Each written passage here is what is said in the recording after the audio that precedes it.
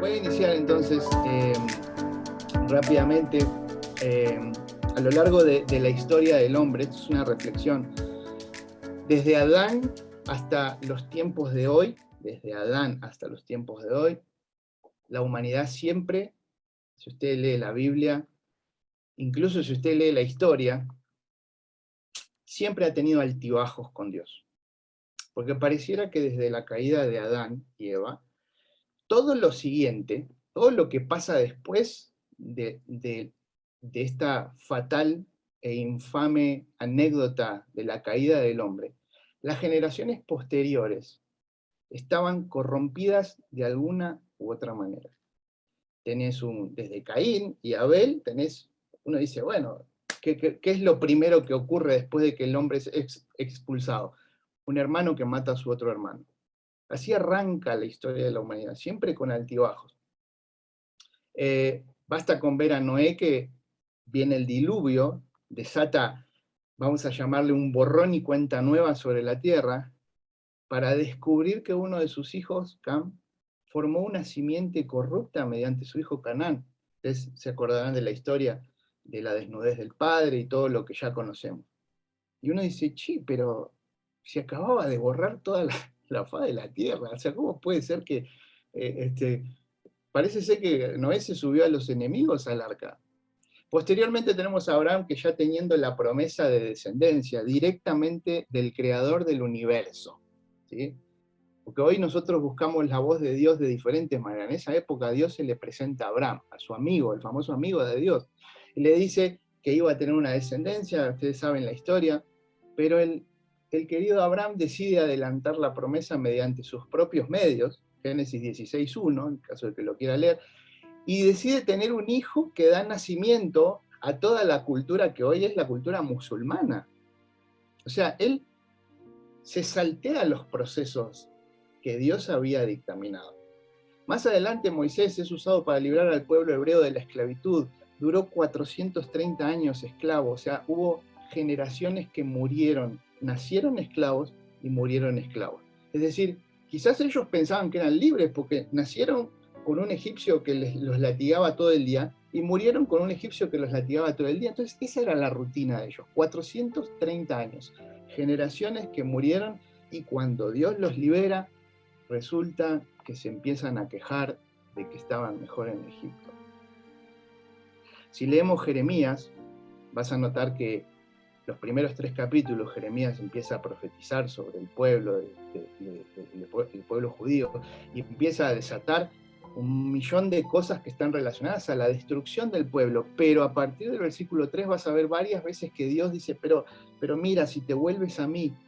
O sea, muchos de ustedes son padres y saben que a veces tienen que castigar a su hijo, tienen que darle un chirlo a lo mejor, y cuando lo van a hacer, tratan de evitarlo. O sea, no es que lo hacen por deporte, voy a castigar, no, pero obedeceme. O sea, si tan solo obedecieras, te evitas el castigo, pero a la vez tenés que ser firme. Entonces, eso pasa en el libro de Jeremías, porque la historia de la humanidad es un romance entre Dios y el hombre, y que muchas veces no es correspondido por el hombre, por la humanidad.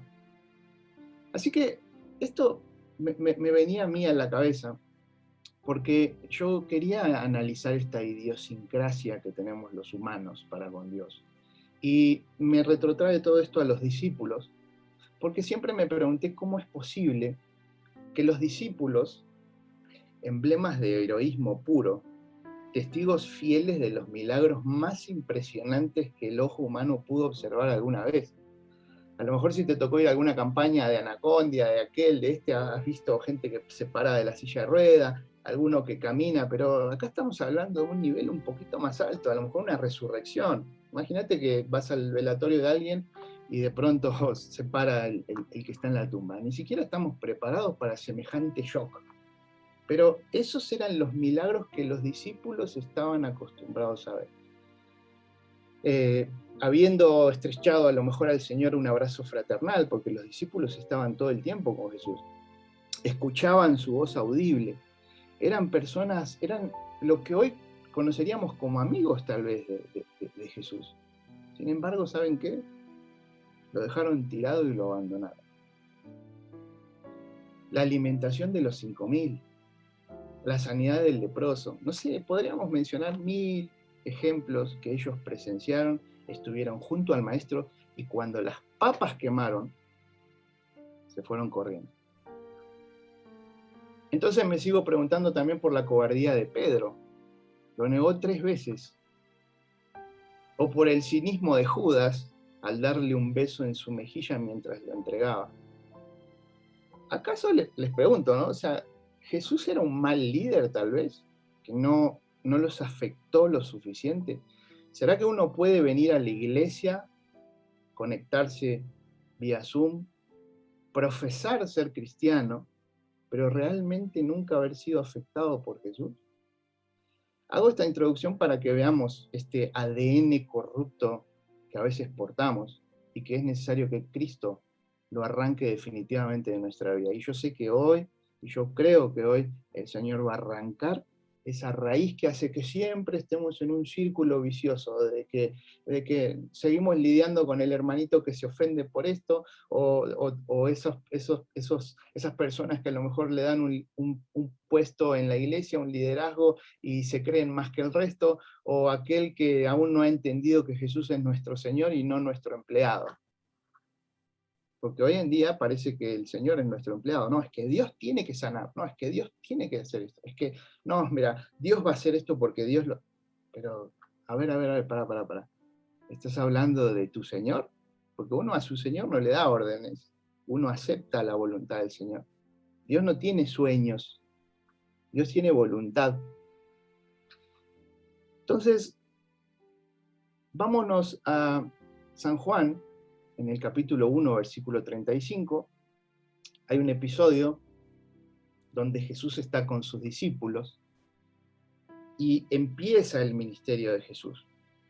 Siempre digo que muchos queremos los grandes milagros, el ministerio, la unción, el Jordán, pero pocos queremos los 30 años de preparación que tenía Jesús.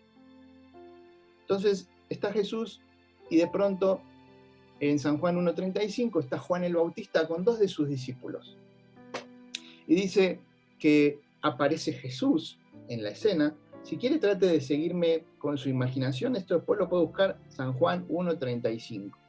Entonces están los 2 discípulos, está Jesús, aparece, está Juan el Bautista, los 2 discípulos y aparece Jesús. Entonces Juan dice estas palabras.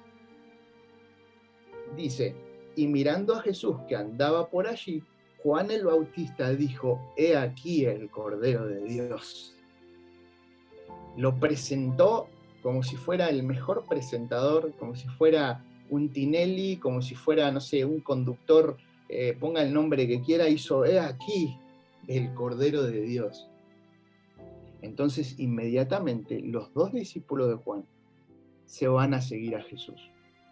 ¿Me van siguiendo hasta aquí? Háganme así si me van siguiendo hasta acá. Ok. Ahora, fíjense esto porque es clave. Lo empiezan a seguir, literalmente, o sea, están caminando detrás de él. No puedo precisar la distancia, pero Jesús los siente y se da vuelta y dice, y viendo que le seguían, les dijo, ¿qué buscáis? O le dice, ¿qué buscan? El maestro que todo lo sabe, haciendo preguntas por ahí. Sí, les reitero la pregunta, ¿qué buscan?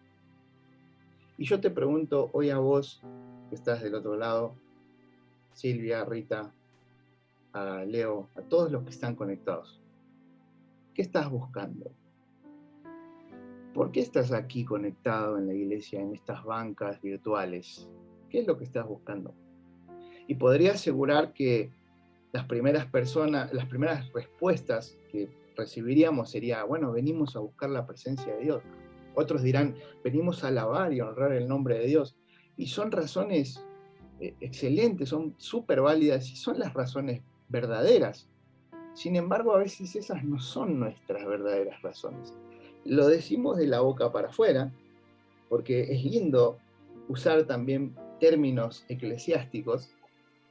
Es lindo también usar palabras que el que te está escuchando dice, wow, qué lindo corazón. Como si pudiéramos ver el corazón de las personas, ¿no?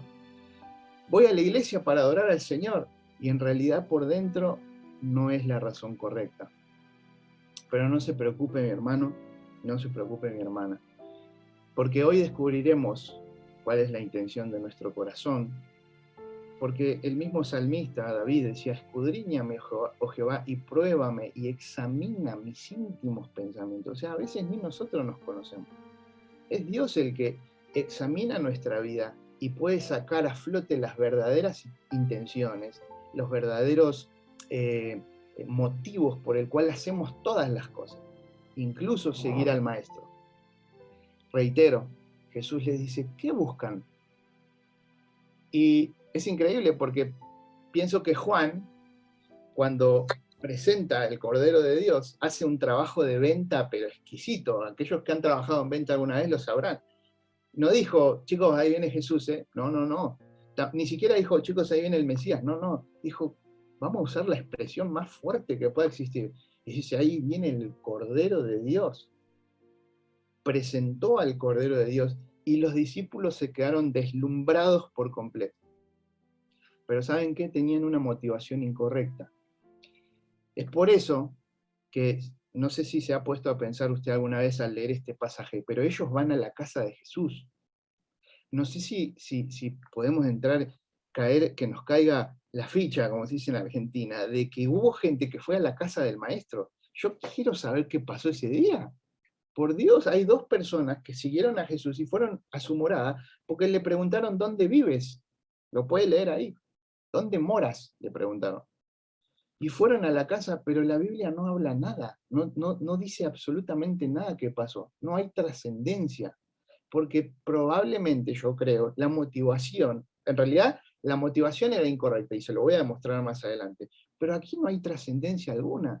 O sea, imagínate, mamá, por ejemplo, si estuvieras ahora en la casa de Jesús, estás sentada así, que de hecho, dicho sea de paso, estamos todos en la casa de Jesús ahora.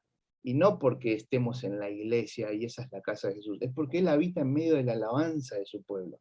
Él vive en la alabanza de su pueblo. Y si donde estamos nosotros, ahí Él hace morada, Él está ahora presente en medio de nosotros. ¿Lo cree conmigo? Está presente en medio nuestro. Entonces, nosotros estamos ahora en la casa de Jesús. Pero estos chicos, estos dos discípulos jóvenes, probablemente van con Jesús a su casa y la Biblia no menciona más nada. Claro, es que ellos dijeron, pero acá está el Mesías, acá está el Cordero de Dios. Y así nos ocurre a veces a nosotros. Venimos a la iglesia, vamos a hacer visitaciones, nos conectamos por Zoom, servimos porque dentro nuestro a veces estamos buscando otras cosas.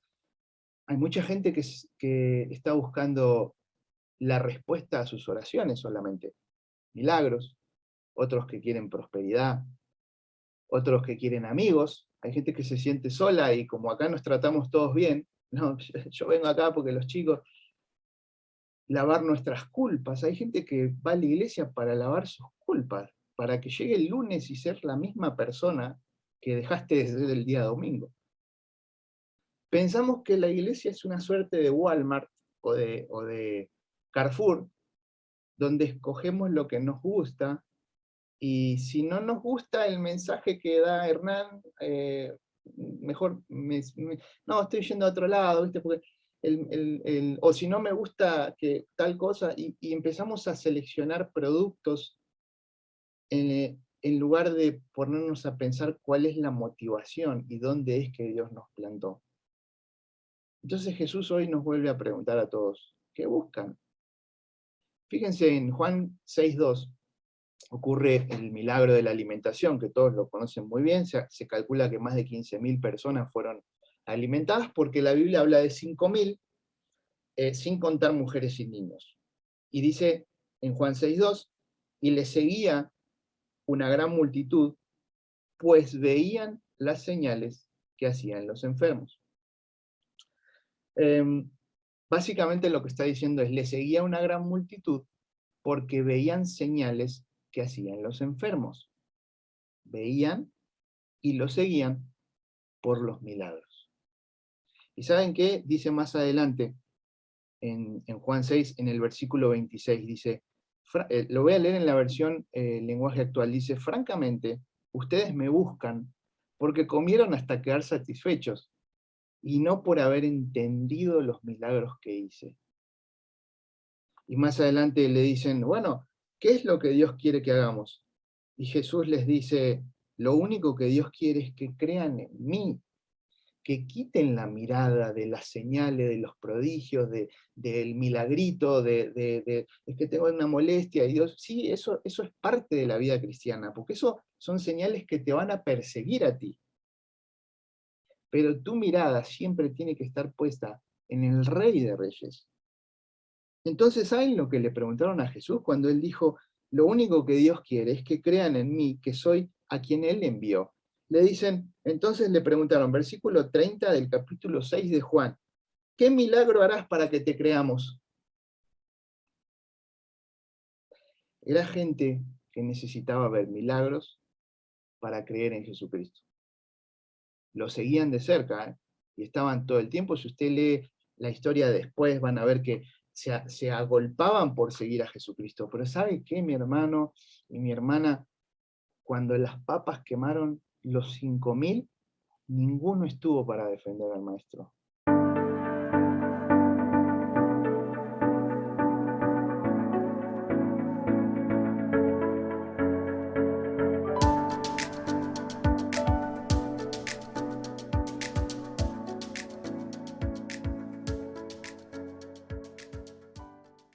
Lo dejaron tirado.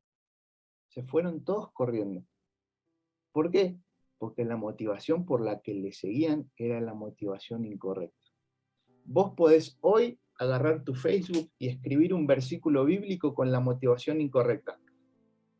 Algunos lo harán para edificar, otros lo harán para que quiero que en las redes me vean que yo también leo la Biblia.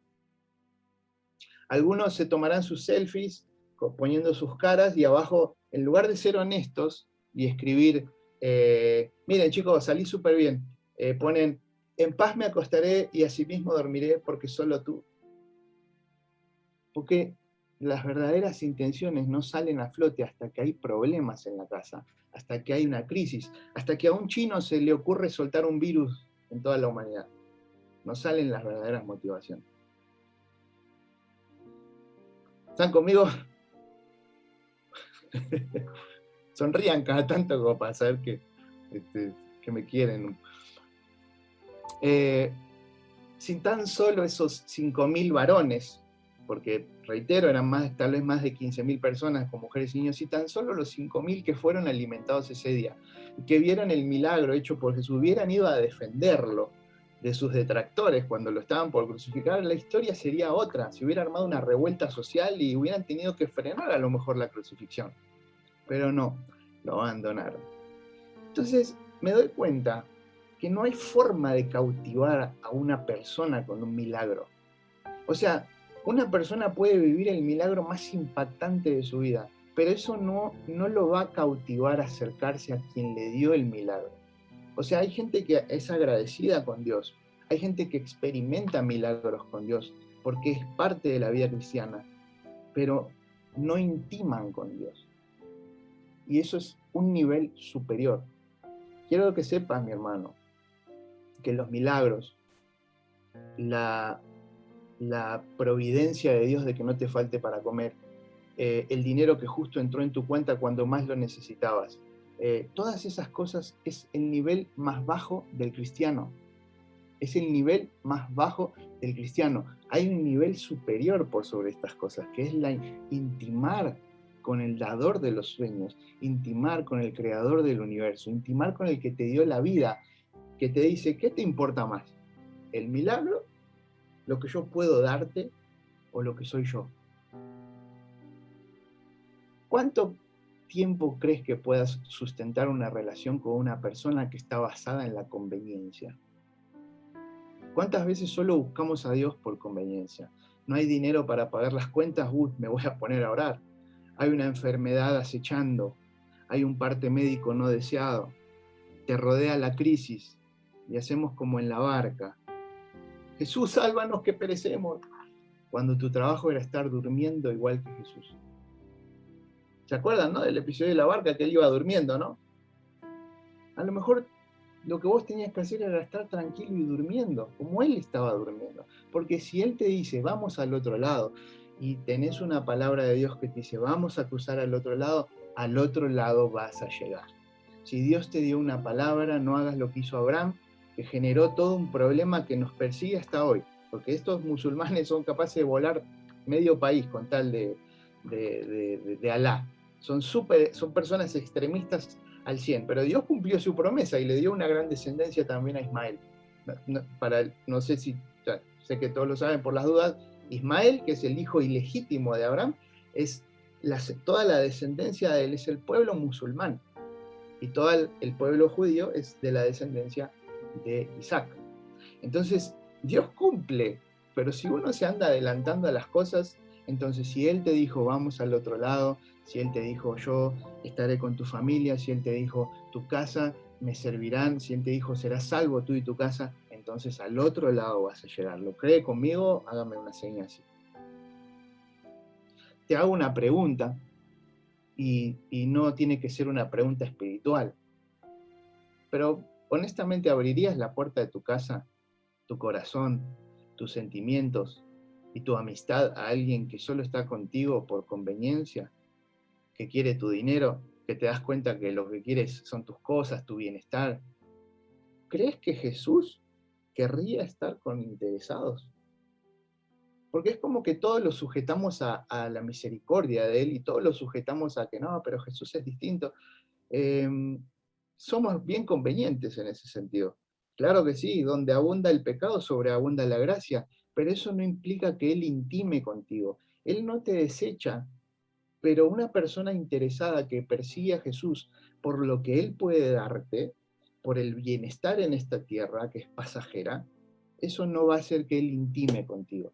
Y fíjate lo que dice en Juan 2. Si yo te preguntara, levántenme la mano, por favor, ¿cuántos confían en el Señor?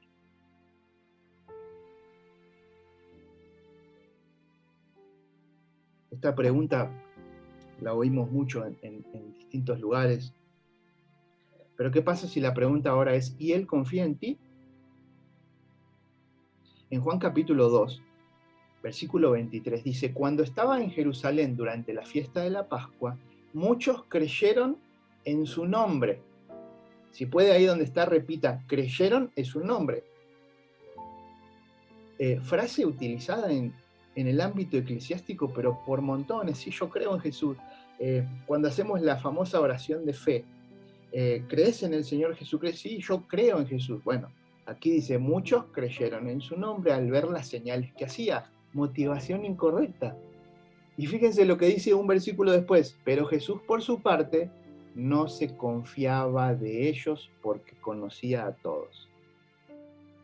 Si tus motivaciones para estar conectado hoy en este Zoom es, no, yo estoy ahí porque los hermanos, o no, yo estoy ahí porque me gusta a mí servir y limpiar, o porque, y la verdadera motivación no es porque yo quiero intimar con Jesucristo, Él no se va a confiar de ti. Aunque usted crea en su nombre, si lo hace por las razones equivocadas, Jesús no va a confiar en nosotros. En Mateo 14:28 dice que está en uno de los episodios más famosos de la historia, incluso para la historia de la humanidad, que Pedro se encuentra, empieza a caminar en el agua, entonces Jesús le dice, ven.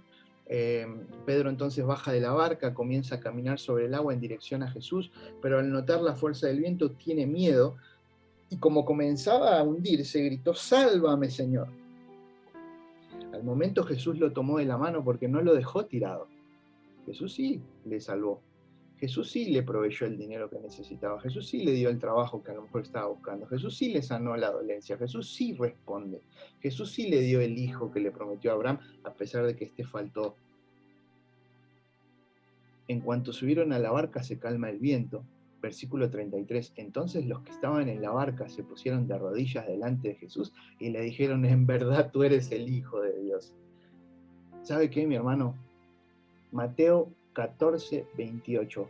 14 capítulos después de que usted ya podrá haber visto el milagro de los 5.000, el milagro del hombre con la mano seca, el leproso, todos los milagros que usted vio, y apenas los discípulos que habían estado con él deciden decirle, wow, es verdad, tú eres el Hijo de Dios. O sea, O sea, apenas me están diciendo esto, porque Jesús los regaña cuando se sube a la barca.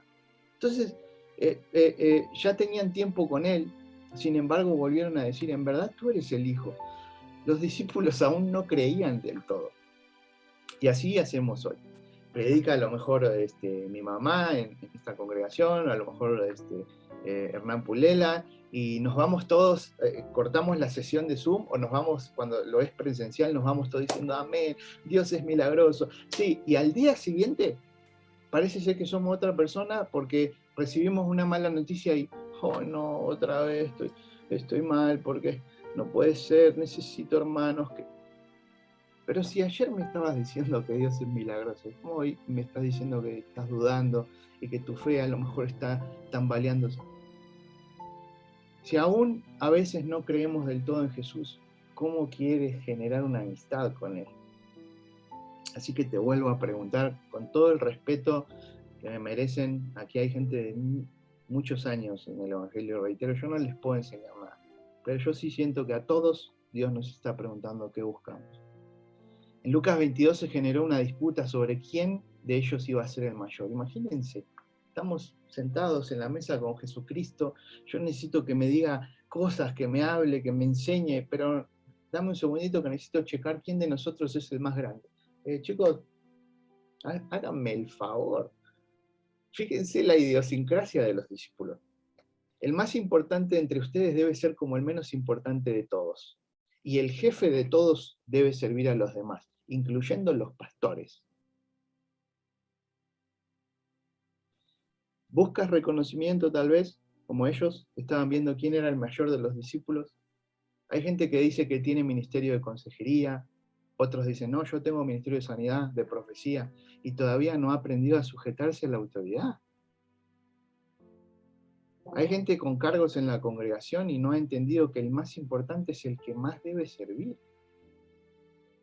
Lucas 22:35, están en la cena de Pascua. Ahora, fíjense cuánto tiempo los discípulos pasaban con Jesús. No estamos hablando de minutos, no estamos hablando de un culto a la semana, no estamos hablando de un devocional de media hora todos los días como para no perder el training.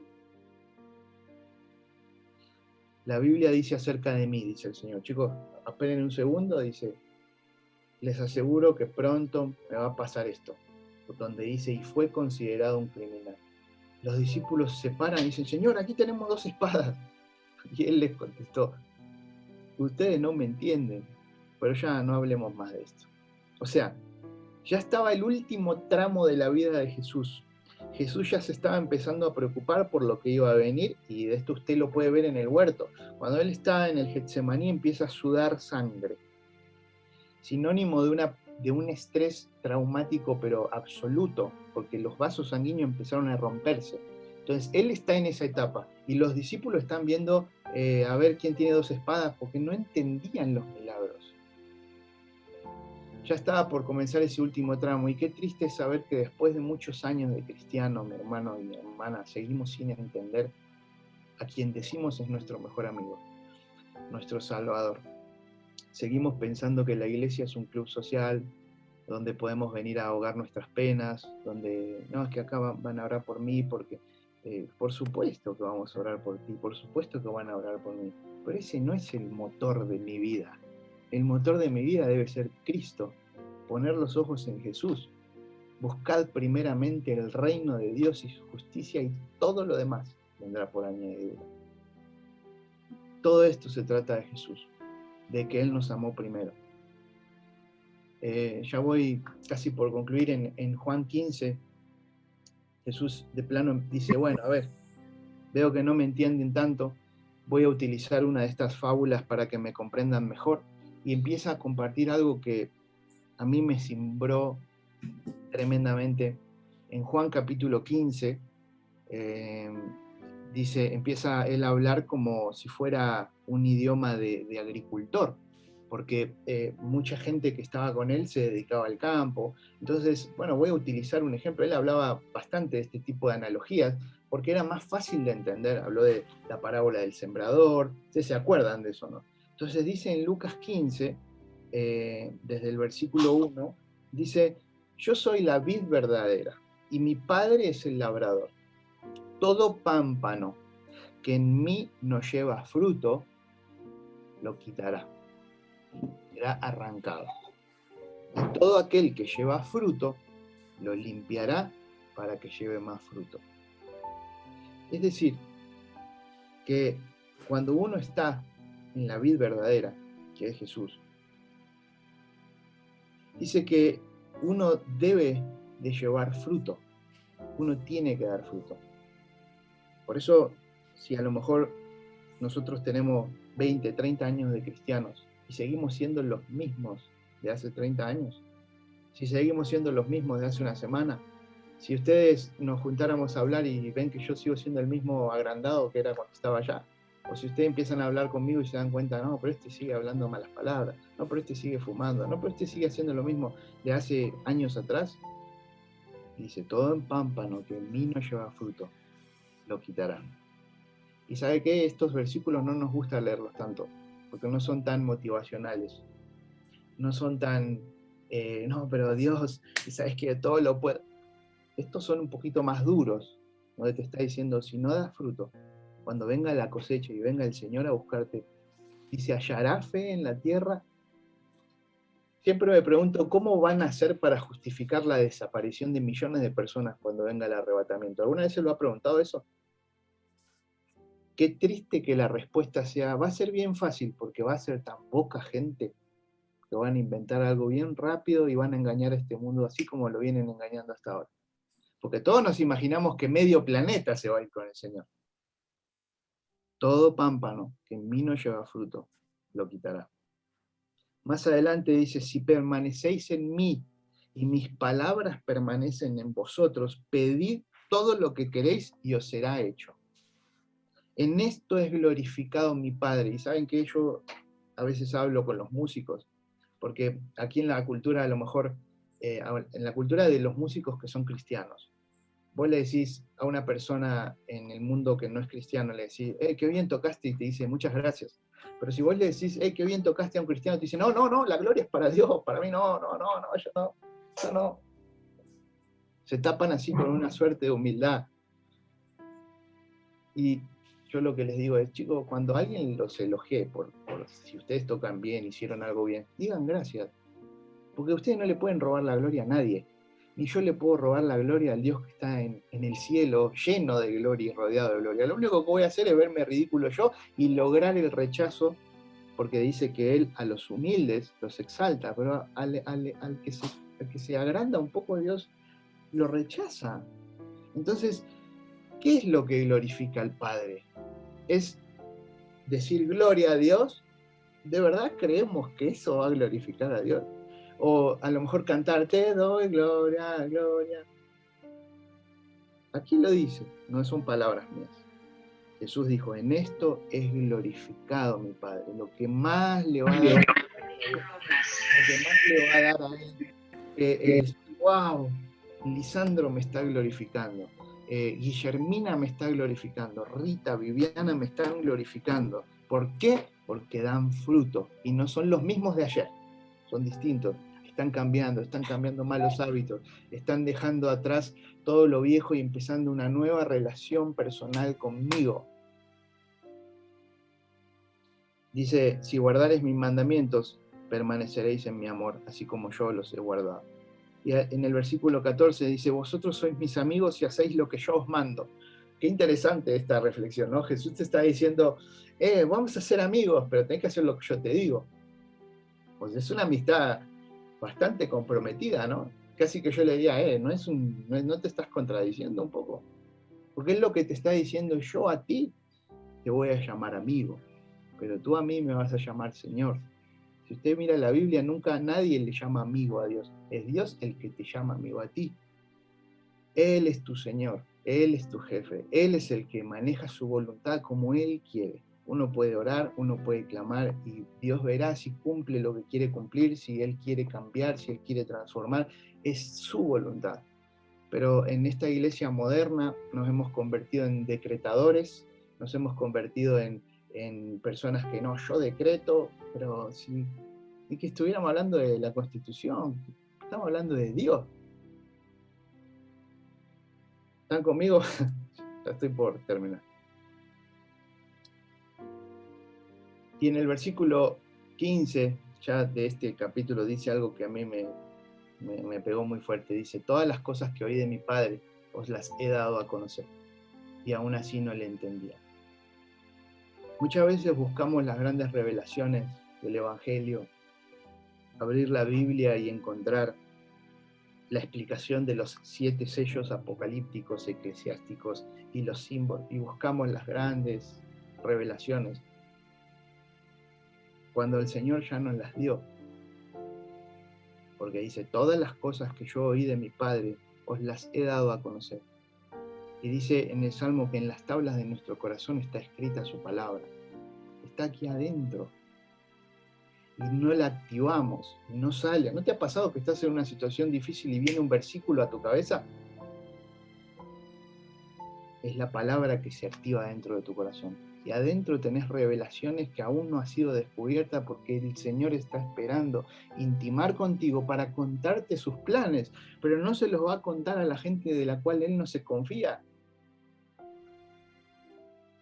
Por último, recuerden que al principio comencé hablando de aquellos que siguieron a Jesús, estos 2 muchachos, y que lo terminaron abandonando. Les estuve hablando de los discípulos, de estos que vieron milagros, y uno lo negó 3 veces, otro lo traicionó, otro se fue corriendo. Están conmigo, de eso empecé hablando. Ahora fíjense esto. Santiago fue decapitado. Andrés muere crucificado en forma de X por considerarse indigno de morir igual que Jesucristo. Santiago el menor, el sumo sacerdote Anás II le ordenó renegar de Jesús, pero Santiago, que estaba en lo alto del templo, aprovechó la concurrencia que iban a atacarlo, se puso a predicar el evangelio. Al escuchar esto, los fariseos lo empujaron desde lo alto. Cae y no muere en el acto, dicen los historiadores, sino que siguió predicando aún a punto de morir. Se acercaron y lo terminaron apedreando. Bartolomé fue despellejado vivo con cuchillos. Judas Tadeo decapitado con un hacha. Mateo decapitado. Pedro, la tradición dice que fue crucificado en Roma con la cabeza hacia abajo y lo solicitó él mismo. Dijo, a mí no me crucifiquen como a Jesús, a mí crucifíquenme boca abajo porque yo no soy digno de morir como mi Señor. Felipe apedrado y crucificado. Simón el celote, crucifixión. Tomás traspasado con una lanza. Juan hirviendo en aceite. Él no murió, él fue desterrado. Y yo, mire, a lo mejor alguno podrá decir, bueno, se salvó. Yo como extranjero, me ha tocado vivir situaciones. La Biblia habla del extranjero, de la viuda y del pobre y del huérfano. Lo mete al extranjero en esa lista que uno dice, ¿a poco hay que procurar a un extranjero? Por supuesto que sí, estás en una tierra que no es la tuya, lejos de tu familia, lejos de todo. Bueno, a Pedro, a Juan lo destierran a la isla, le prohíben todo contacto. Imagínense que ahora estamos en pandemia, casi que no tenemos tanto contacto con la gente y ya no estamos empezando a volver todos locos. Ustedes imagínense ser desterrados y todo deformado. Porque luego es como que, bueno, Juan fue desterrado, sí, pero estaba todo deforme, porque fue deformado por el aceite hirviendo. Pablo decapitado y torturado. Matías apedreado y decapitado. A Matías le dijeron, che, vas a reemplazar a Judas, porque lo traicionó, bienvenido a bordo. Apedreado y decapitado. Les pregunto a ustedes, ya estoy terminando. ¿Son los mismos apóstoles que en los episodios anteriores dejaron tirado a Jesús? O sea, ¿cómo pueden estos personajes que huyeron y abandonaron a su Señor, cómo pueden ahora morir con la frente en alto sin negarlo hasta la última gota de sangre que salía de sus cuerpos? Era más fácil negarlo ahí, que te están a punto de despellejar vivo, que cuando estaba todo bien y apenas lo estaban apresando a Jesús. Entonces, para terminar, creo que hay 2 etapas de Jesús trascendentales. De hecho, la Biblia en un momento dice, el velo del templo se rasga por la mitad. Habla de una separación. Habla de la famosa grieta, que muchas veces los cristianos la usamos en lugares donde No tiene nada que ver hacer grietas donde no existen. Nos encanta decir la música cristiana y la música no cristiana, como si la música pudiera recibir a Cristo en su corazón y después llevar a sus hijos musiquitos a la escuela dominical. Nos encanta a los cristianos, no, es que esta radio es cristiana y esta radio no es cristiana. Nos encanta hacer esos términos de que esto sí y esto no, esas grietas que no existen. La verdadera grieta es esta que les voy a decir ahora, cuando el velo del templo se rasga por la mitad. Todos conocen la etapa de los milagros de Jesús, la de la fama, los prodigios, la del título Hijo de Dios. Y la otra etapa, cuando resucita y vuelve a aparecer con ellos ya en un perfil más íntimo. ¿Recuerdas el pasaje del inicio? Ahora presta atención a este último pasaje, en Lucas 24, y traten de seguirme con la imaginación. Lucas 24, versículo 13. Jesús resucita. Dice, ese mismo día, 2 de los seguidores de Jesús iban a Emaús, un pueblo a 11 kilómetros de Jerusalén. Mientras conversaban todo lo que había pasado, Jesús se les acercó de incógnito. Empieza a caminar con ellos. Entonces Jesús les preguntó, ¿de qué están hablando por el camino? Los 2 discípulos se detuvieron, lo ven, y sus caras estaban tristes, como a veces muchos de nosotros podemos estarlo, porque estamos en medio de una pandemia que vino a azotar a lo mejor los sueños que teníamos. ¿Eres tú el único en Jerusalén que no sabe lo que ha pasado en estos días? ¿Qué ha pasado?, pregunta Jesús. A lo mejor queremos explicarle a Jesús, Jesús, pero ¿no te das cuenta que estamos en pandemia? ¿No te das cuenta que estoy pasando una crisis? Y Jesús te dice, ¿pero qué pasó? No entiendo. Ellos le respondieron, lo que le han hecho a Jesús, el profeta de Nazaret. Fíjense, todavía no entendían que era el Mesías, le llaman profeta. Dice, para Dios y para la gente Jesús hablaba y actuaba con mucho poder, pero los sacerdotes principales y nuestros líderes lograron que los romanos lo mataran clavándolo en una cruz. Nosotros esperábamos que él fuera el libertador de Israel, pero ya hace 3 días que murió. Esta mañana algunas de las mujeres de nuestro grupo nos dieron un gran susto. Ellas fueron muy temprano a la tumba y nos dijeron que no encontraron el cuerpo de Jesús. También nos contaron que unos ángeles se les aparecieron y les dijeron que Jesús está vivo. Algunos hombres del grupo fueron a la tumba y encontraron todo tal como las mujeres habían dicho, pero ellos tampoco vieron a Jesús. Entonces Jesús les dice, les llama, ¿tan tontos son ustedes que no pueden entender? Estoy leyendo el lenguaje actual.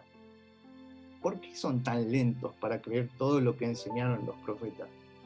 ¿No sabían ustedes que el Mesías tenía que sufrir antes de subir al cielo para reinar?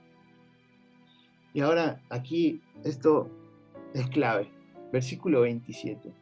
Luego Jesús les explicó todo lo que la Biblia decía acerca de él. Empezó con los libros de la ley de Moisés y siguió con los libros de los profetas. Cuando se acercaron al pueblo de Emaús, Jesús se despidió de ellos, pero los 2 discípulos le insistieron, quédate con nosotros, ya es muy tarde y pronto el camino estará oscuro. Quédate con nosotros. Cuando te encuentras a Cristo de verdad, con el Cristo resucitado, cuando ya dejas de ver el milagrito, dejas de lado la prosperidad, dejas de lado el buen sentir del club y de estar con los chicos de la iglesia, con los hermanos, con las hermanas. Cuando enfocas tu vista y con esa vista atravesás toda la neblina, todo el velo y llegás a ver solo a Jesús y te interesás solo por el amor que incondicionalmente Él te tiene a ti, entonces ahí Jesús, versículo 27, Jesús te va a volver a explicar la Biblia completa para hacerte descubrir que a lo mejor viviste engañado toda la vida. 30 años, 40 años del Evangelio. Hay gente que dice, yo llevo 50 años en esta iglesia y me siento en la primera banca. Sí, pero no hiciste nada productivo por la iglesia. Cuando uno se encuentra con el Cristo resucitado y entiende que los milagros es algo que va a venir, siempre y cuando yo busque primeramente el reino de Dios, entonces Él te va a dar a conocer nuevas revelaciones y te va a hacer ver que hay solo una verdad. No hay 17 verdades de un mismo pasaje bíblico, hay solo una verdad. Jesucristo es el camino, la verdad y la vida. Y yo sé que vos sabés que hoy en día fuentes de información, fake news, como le llaman, en internet, en cadenas, millones de voces, que la vacuna, que la pandemia, que todo es mentira, que todo es verdad, que nos están controlando, que el chip. No, hay 1000 voces, pero Jesucristo es la verdad. Jesucristo es la verdad. Jesucristo es la verdad. Fíjense, empecé esta plática diciéndoles, los discípulos les dijeron, ¿dónde vives? Queremos seguirte, acuérdense, los 2 discípulos. Y estos 2 últimos no le dicen dónde vives, le dicen, quédate con nosotros. Cambiaron la expresión, porque se encontraron a Cristo resucitado. Ya la petición no es, ¿dónde vives? Sino, quédate con nosotros. ¿Dónde vives? Es la intención equívoca de que a Jesús hay que ir a buscarlo a los congresos, a las iglesias, hay que ir a buscarlo a las predicaciones en YouTube, hay que buscarlo en estas canciones. Quédate con nosotros es invitarlo a entrar a tu casa, y cerrando la puerta entrarás en tu aposento para intimar con él. 2 expresiones totalmente distintas.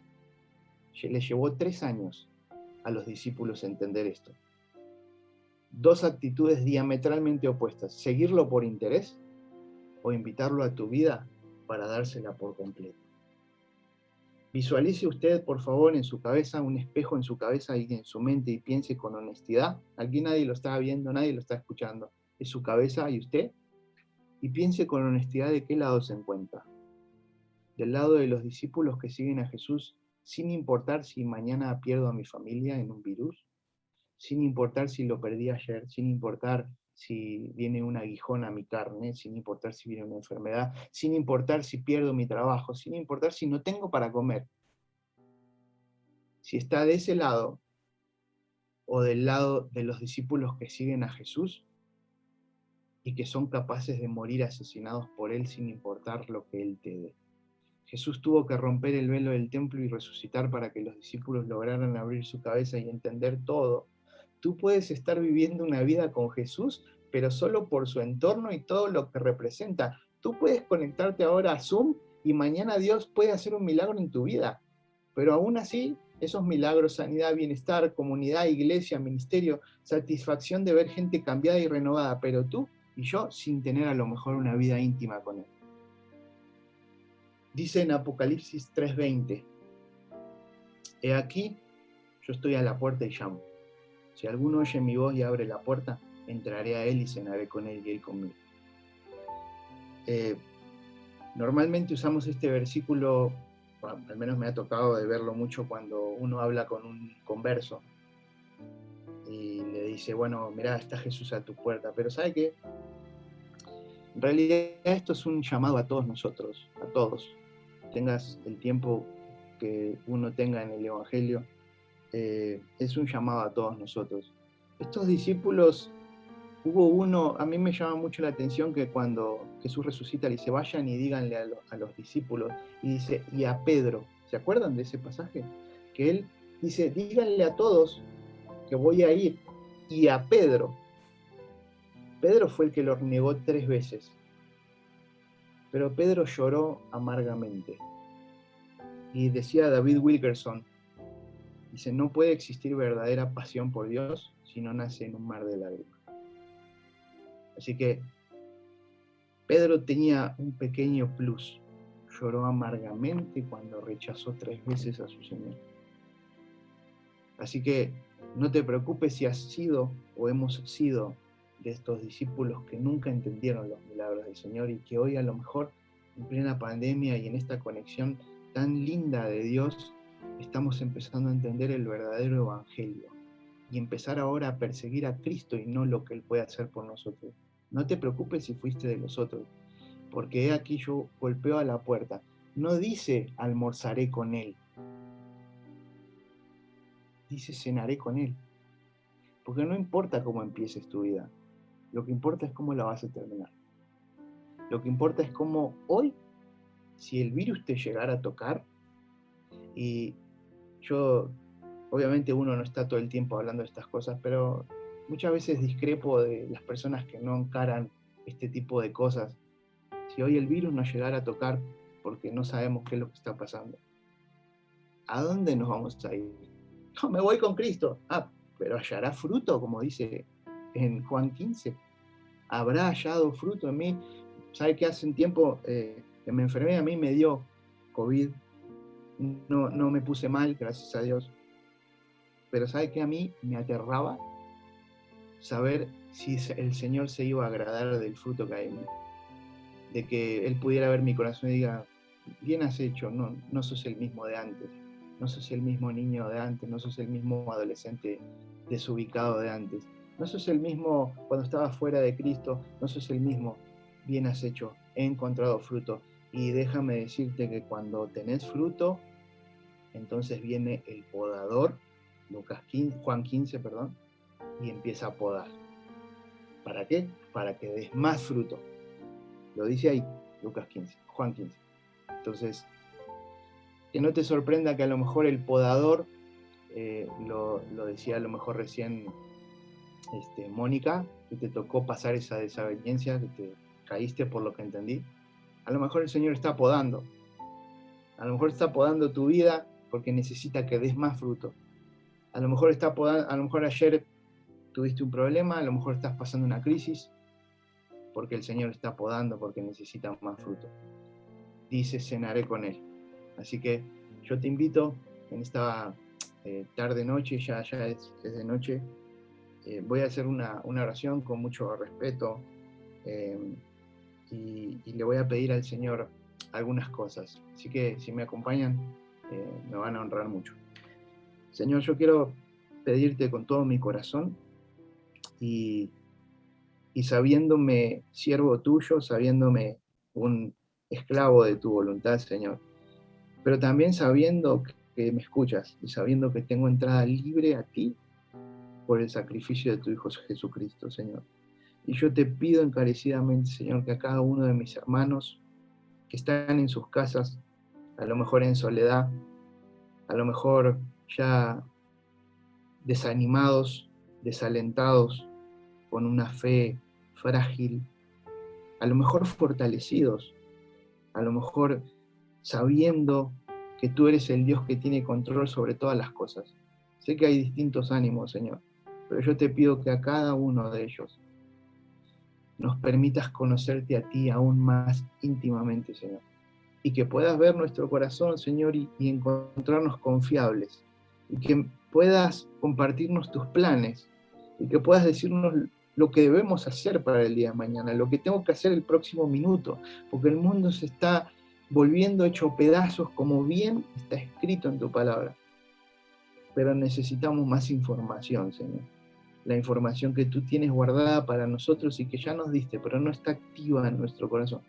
Yo te pido, Señor, que nos enseñes tus caminos, que nos enseñes tu voluntad, que nos hagas confiables, Señor.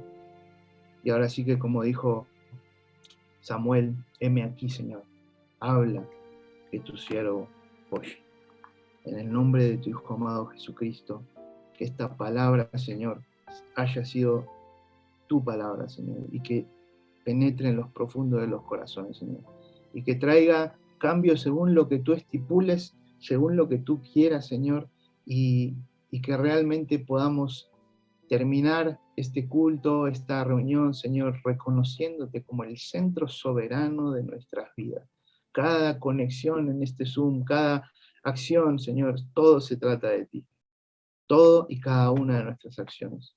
Y si en algún momento hemos desviado esto, y en algún momento hemos enfocado más nuestra mirada en nosotros, te pedimos perdón. Te pedimos perdón, Señor. No queremos perecer en el desierto 40 años sin haber dado cuenta de que estábamos errando el blanco. Perdón, Señor, si aún somos los mismos que hace 5 minutos atrás. Perdón si no hemos generado fruto. No nos arranques de la vid, Señor. Queremos estar atados a ti, Señor. En el nombre de tu Hijo amado Jesús. Amén y amén.